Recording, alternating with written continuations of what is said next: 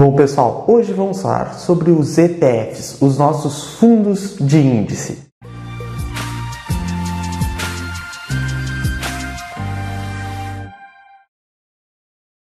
Opa, pessoal, tudo bem? Meu nome é Felipe Jacques, eu sou assessor de investimentos credenciado pela Ancor e possuo especialização em investimentos Ambima. No vídeo de hoje vamos comentar um pouquinho sobre os ETFs, os fundos de índice, que estão muito na moda hoje em dia.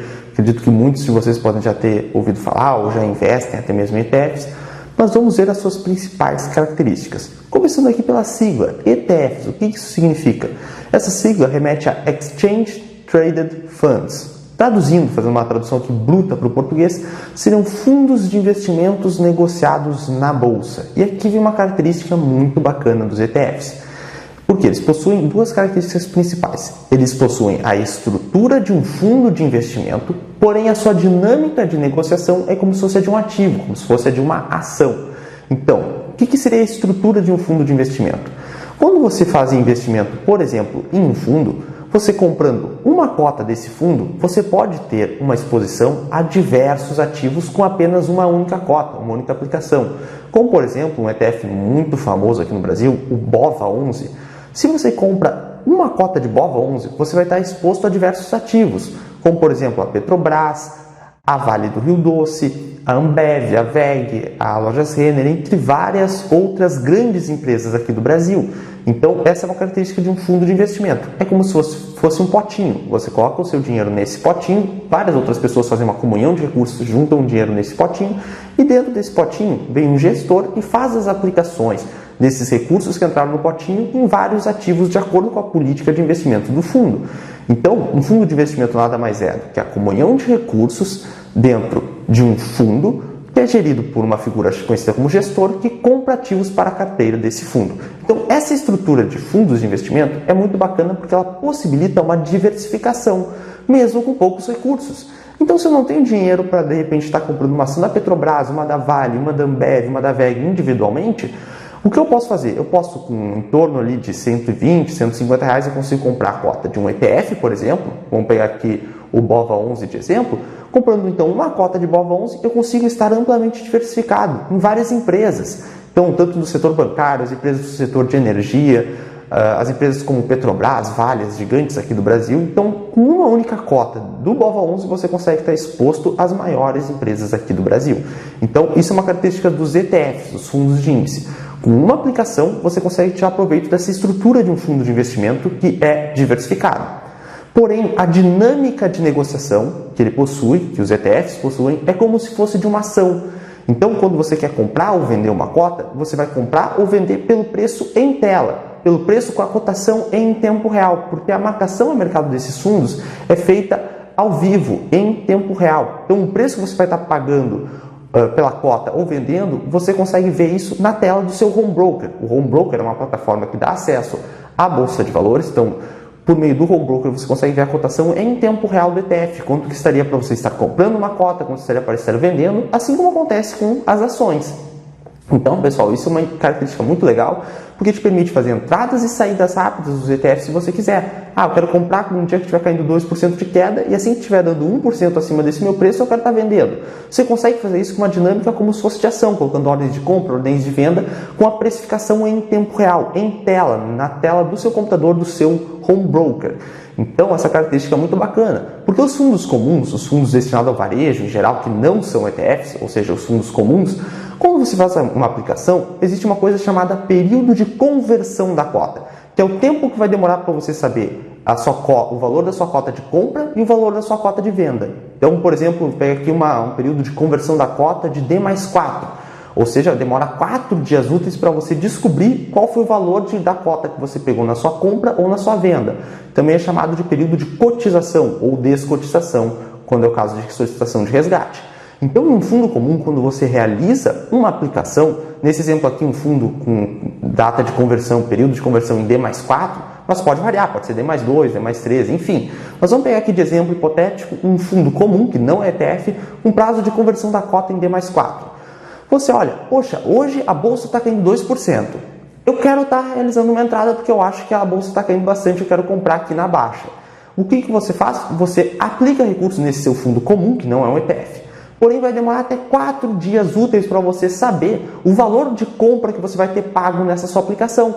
E em 4 dias, pessoal, o mercado ele é muito dinâmico. Então, o que pode acontecer? Dentro desses 4 dias, não só zera esses 2 de queda, como também vira para alta. E você que queria ter comprado em primeiro momento num dia de queda, por causa do período de conversão da cota, que foram 4 dias úteis nesse exemplo, D mais 4, nesses 4 dias o mercado virou para alta. E você, infelizmente, na sua aplicação, teve que pegar uma cota mais valorizada, que não era o que você buscava. Isso também é válido para venda. Você pode vender num dia que está em alta, só que você coloca lá para solicitar o resgate desse seu fundo comum, só que demora 4 dias úteis para fazer a descotização, por causa desse período de conversão da cota. Então vai demorar 4 dias úteis para você saber o valor da sua cota de venda. Em 4 dias você queria vender na alta, 4 dias se passaram, infelizmente o mercado caiu, nesse exemplo hipotético, e você acaba pegando uma cota de venda mais desvalorizada.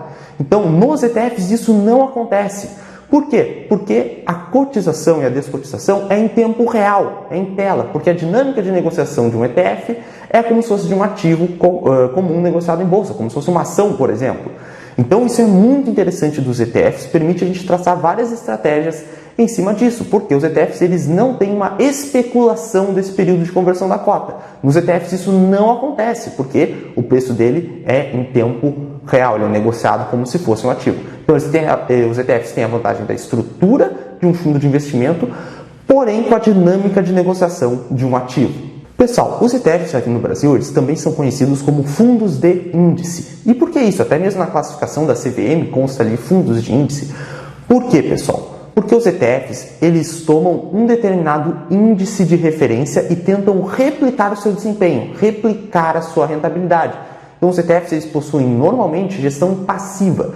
O que é gestão passiva? É quando o gestor ele pega um índice como índice de referência, também chamado de benchmark, e ele tenta replicar esse determinado índice. Ele quer ter a mesma rentabilidade. Ele não quer tentar superar o seu índice, que seria uma gestão ativa, onde o gestor age ativamente para tentar fazer o seu fundo render mais que o seu índice de referência. Nos ETFs isso não acontece. Eles são fundos que, via de regra, são de gestão passiva. Eles tentam apenas replicar os movimentos do seu determinado benchmark, do seu determinado índice de referência. Então vamos pegar um exemplo aqui, pessoal. Vamos supor que existe o índice X. O índice X ele é uma carteira teórica que é composta da seguinte maneira: 22% do índice X são de ações da Ambev, 20% são de ações da Lojas Renner, 18% são ações da WEG e assim por diante. Então o índice nada mais é do que uma carteira teórica de ativos. Tá bem, pessoal? Então nesse exemplo do índice X, ele é uma carteira teórica com essa composição que está aparecendo na tela de vocês. O ETF X11, que seria um ETF que tem o índice X como referência, o índice X é o benchmark do ETF X11, o que esse ETF vai fazer? Ele vai replicar o índice X, comprando as ações que compõem a carteira teórica do índice X no mesmo percentual, com o mesmo peso que o índice X definiu. Então ele vai comprar ativos, os exatos ativos previstos pelo índice X, nas mesmas quantidades, nos mesmos pesos, nas mesmas medidas. Por quê? Porque ele quer replicar o índice X. Então, o ETF X11, que tem o índice X como referência, ele quer replicar o desempenho, replicar a performance, replicar a rentabilidade desse índice que ele escolheu como seu benchmark. Então, a gente pode ver ali, mais para o canto direito até de vocês, um exemplo da rentabilidade do índice X e a rentabilidade do ETF X11, que acaba sendo muito próxima. Claro que não vai ser exatamente igual, porque tem as taxas de administração, enfim, que vai acabar baixando um pouquinho, mas é muito parecida. Então, os ETFs, eles são os fundos que têm o menor tracking error, que a gente chama. O que seria o tracking error? Seria uma medida para ver o quão distante, o quão descolado ele está do seu índice de referência. Como os ETFs querem replicar o seu índice de referência, esse tracking error dos ETFs é muito baixo. Quais são as principais vantagens dos ETFs, pessoal? Vamos dar uma olhadinha nessa outra imagem agora. Aqui aparecem algumas características bacanas. A primeira delas é os baixos custos. Porque normalmente os fundos de gestão passiva possuem taxas mais baixas. Porque os fundos de gestão passiva eles querem replicar o seu índice de referência. Então, se eles colocarem taxas muito altas, isso vai afetar com certeza a rentabilidade deles. Porque, por exemplo, a taxa de administração ela incide sobre o patrimônio líquido do fundo e afeta o valor da cota. Então, os ETFs nem sequer poderiam colocar uma taxa de administração tão alta assim, porque ela ia afetar a sua rentabilidade e se afetasse muito, eles iam acabar tendo uma rentabilidade muito diferente da do seu índice de referência, que é justamente o que o ETF não quer. Então, os fundos de índice, os ETFs, eles possuem normalmente baixos custos. A taxa de administração tende a ser muito baixa, até mesmo para conseguir replicar essa sua rentabilidade. Além disso, a transparência, por quê? existe a divulgação diária da carteira do índice de referência desse ETF. Então, se eu quiser investir em um ETF que replica o índice Bovespa, eu consigo ver ali como é que está a composição do Ibovespa e eu sei mais ou menos ali como é que está a composição da carteira do ETF. Então, os ETFs são muito transparentes. Os ETFs eles também têm uma simplicidade muito grande. Você tendo uma conta na sua corretora, você já consegue investir em ETFs que podem estar replicando vários índices diferentes. Você não vai ter que se preocupar, não, eu quero investir em Petrobras, em Vale, em Ambev. Você pode fazer isso comprando uma cota de um ETF que já tem exposição nesses ativos. Então os ETFs vêm para simplificar. Se você é alguém que só quer ter uma exposição genérica ao mercado de ações, você pode fazer isso através de um ETF. Você compra as cotas do ETF, já sabe que ele está amplamente diversificado, já sabe que ele investe em várias empresas, que você tem transparência para estar vendo como é que é a composição da carteira. Então os ETFs facilitam bastante, é mais simples você investir através de ETFs. E os ETFs, uma característica muito legal é que eles permitem uma análise setorial. O que seria isso? Eu acho que esse ano as empresas de dividendos vão ir muito bem. Você pode fazer um investimento, por exemplo, no ETF Divo 11, que é um ETF que investe em empresas que distribuem bastante dividendos. Ou o contrário, não, eu acho que esse ano é o ano das small caps. Eu acho que as empresas pequenas vão conseguir ter um crescimento elevado no mercado, vão se valorizar muito. Você pode investir, por exemplo, no Small 11, que é um ETF que aplica em um índice de small caps, que são empresas pequenas, mas que podem ter um potencial de crescimento maior no longo prazo. Então você pode fazer uma análise setorial e fazer aplicações para ter exposição a esses setores que você acha que vão ter um bom desempenho por meio de ETFs, que simplificam a sua vida. Então essas características são muito legais, pessoal. Então, como a gente viu, você pode traçar diversas estratégias diferentes com ETFs. Por quê? Porque eles permitem essa diversificação. E você pode tanto ter a diversificação do ETF, como eu havia mencionado. Estou fazendo uma exposição no BOVA11, então eu tenho ações da Petrobras, da Vale, do setor bancário, setor de energia. Então vamos supor, o setor bancário não está indo tão bem, mas o de petróleo, o de commodities está indo bem. Então isso tende a compensar. Por isso a diversificação tende a mitigar os riscos. Você consegue reduzir os seus riscos através da diversificação. E uma forma de diversificar é comprando um ETF que já está exposto a diversos ativos. Mas além disso, você pode diversificar em ETFs diferentes. Por exemplo, o ETF IVVB11, que é um ETF que replica o índice S&P 500, das 500 maiores empresas dos Estados Unidos. Então, através do investimento em IVVB11, você tem a exposição às 500 maiores empresas norte-americanas, mais o fator cambial. Então, você se protege do câmbio. Se o real se desvalorizar muito frente ao dólar, a tendência é que o IVVB11 suba, porque ele tem dois fatores principais, as 500 maiores empresas americanas, mais o fator cambial da relação da moeda real com o dólar. Então, eu quero me proteger, eu acho que o real vai desvalorizar muito, então eu quero me proteger. Você pode investir no IVVB11, que vai ter essa proteção cambial, mais a performance das 500 maiores empresas norte-americanas. Além disso, a gente tem os mais diversos ETFs. Nós temos o China 11, por exemplo, que é um ETF que tem exposição na China. Nós temos o Gold 11, que é um ETF que investe em ouro. Então, eu quero me proteger com uma reserva de valor, um investimento mais seguro, mais sólido, que já foi provado ao longo dos anos. Você pode investir em Gold 11, que é muito mais fácil que você comprar ouro físico na sua casa, por exemplo. Além disso, nós temos mais diversos tipos de ETFs. Até atualmente temos o Hash 11, que é um ETF de criptomoedas. Então, poxa, eu não entendo nada de Bitcoin, não sei comprar, vamos supor, eu não sei armazenar eles em carteira, se eu deixo na custódia de alguma corretora, enfim. Você pode simplificar a sua vida investindo através do home broker na Bolsa de Valores no Hash 11, que é um ETF que investe em Bitcoin, Ethereum e uma cesta de outras moedas. Então, sim, os ETFs eles vieram para simplificar. Eles realmente são instrumentos que nos permitem ter exposições setoriais diferentes, se a gente quiser diversificar. Eles simplificam a vida e eles são veículos muito transparentes. Então é muito interessante pensar, pelo menos, em ter alguma parte da sua alocação em ETFs, devido a todas essas vantagens, né, pessoal? Lembrando que esse vídeo não é uma indicação de investimentos, é só um vídeo com a ideia de trazer educação financeira. E, lembrando, essas características dos ETFs permitem traçar diversas estratégias. Por exemplo, eu quero fazer um rebalanceamento de carteira, eu vou ter alguns ETFs, quando se valorizar, eu vendo um pouquinho, compro dos mais desvalorizados, ou você pode fazer compras e vendas em determinados parâmetros, você pode fazer hold, comprar e deixar por longo prazo.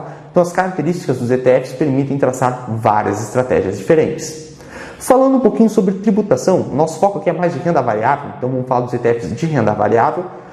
A tributação incide nas operações não day trade, ou seja, quando são operações que são feitas em dias diferentes, eu comprei hoje e vendi amanhã, por exemplo, não são feitas no mesmo pregão, a tributação é de 15% sobre o lucro. E você é que vai, o investidor mesmo, que faz o pagamento desse imposto via DARF, Documento de Arrecadação de Receitas Federais. Então, pelo site da Receita, vocês baixam um programinha lá e emitem a sua própria DAF e você que paga, o próprio investidor, não é o administrador do fundo. E os ETFs não possuem isenção de até R$20 mil por mês, como acontece com as ações. Os ETFs não possuem essa isenção. Para operações day trade, ou seja, uma compra e venda, por exemplo, no mesmo pregão, no mesmo dia, aí a alíquota sobe para 20% sobre o seu lucro, sobre o seu ganho. Então, e também é o próprio investidor via DAF que faz o recolhimento e não tem a isenção também de R$20 mil por mês. Então, são algumas características bacanas aqui do ETF. Você pode fazer compensação de perdas, por exemplo, só que tem que ser de mesma natureza tributária. Mas essas são as principais características. Lembrando que a tributação a gente falou só dos ETFs de renda variável, porque de renda fixa é um pouquinho mais complexo, a gente pode fazer outro vídeo sobre isso. Mas pelo vídeo de hoje é isso. Se você gostou, deixa o like, se inscreva no canal. Se esse vídeo te ajudou de alguma forma, comente, dê sua opinião. Você investe em ETFs? Você gosta desses produtos? Enfim. E eu convido vocês a conhecerem, o link também vai estar na descrição, os nossos cursos. Nós temos o curso Start para quem é iniciante, o curso de BVI, Bolsa de Valores para iniciantes, que nós falamos um pouquinho mais sobre ETFs também. E nós temos o curso de FIIs, Fundos de Investimento Imobiliário, se isso interessar vocês também. Então eu fico por aqui e agradeço a atenção de todos.